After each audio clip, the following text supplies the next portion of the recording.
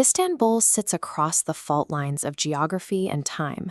For millennia, empires marching between Europe and Asia have collided on this stretch of land. Step off the crowded, sun-baked tourist thoroughfares of the city today, and you find a sudden, imposing silence inside the courtyard of the Istanbul Archaeological Museums. Spread across 3 distinct buildings, a collection of over 1 million artifacts maps the rise and fall of the ancient world. We tend to think of antiquity as abstract, trapped in the thin pages of history books. Here, it is tactile.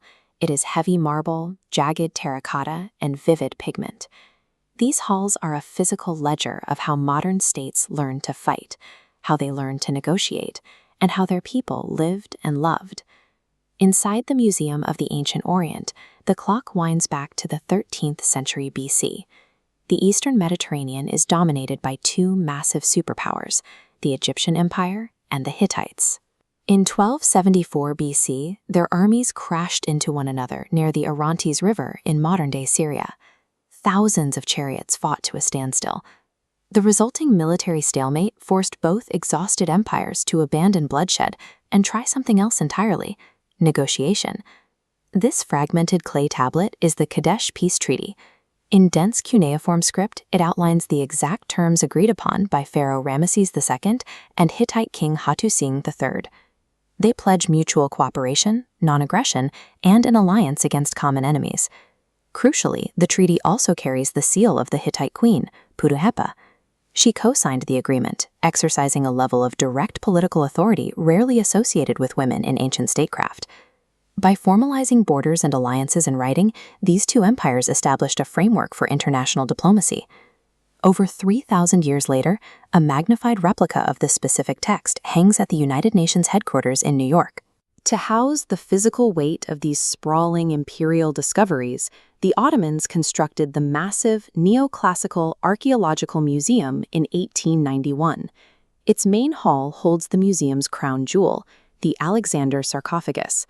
Despite the name, it was actually carved for Abdelinemus, the king of Sidon. This dynamic, high-relief carving shows why it carries Alexander's name. It depicts Macedonian cavalry tearing through Persian soldiers. Look closely at the armor creases and horse manes. You can see surviving traces of red, blue, and yellow paint. This is polychromy. For centuries, the Renaissance idealized the ancient world as a landscape of pure, stark white marble. The reality was loud and colorful.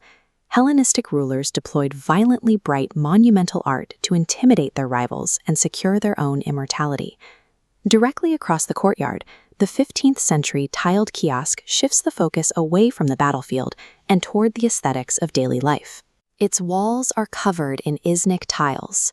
The vibrant, symmetrical floral patterns reflect the sophisticated domestic craftsmanship cultivated during the Seljuk and Ottoman eras. That same desire to beautify the personal, intimate spaces of life stretches back far beyond the Ottomans into the deep ancient past. Buried within the museum's cuneiform archives is a small Sumerian clay tablet. Etched roughly 4,000 years ago, it reads, "Bridegroom, dear to my heart, goodly is your beauty, honey sweet." It is the oldest recorded love poem.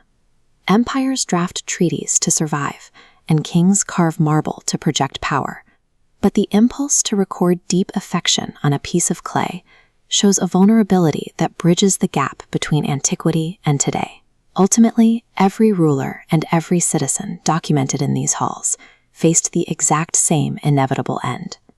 The sarcophagus of the mourning women captures that reality. Look at the 18 female figures carved between the columns. They are not idealized symbols of imperial propaganda. Each face is distinct, their postures capturing highly individualized private moments of deep sorrow. When you step out of the museum and back into the fading light of modern Istanbul, the noise of the city rushes back in.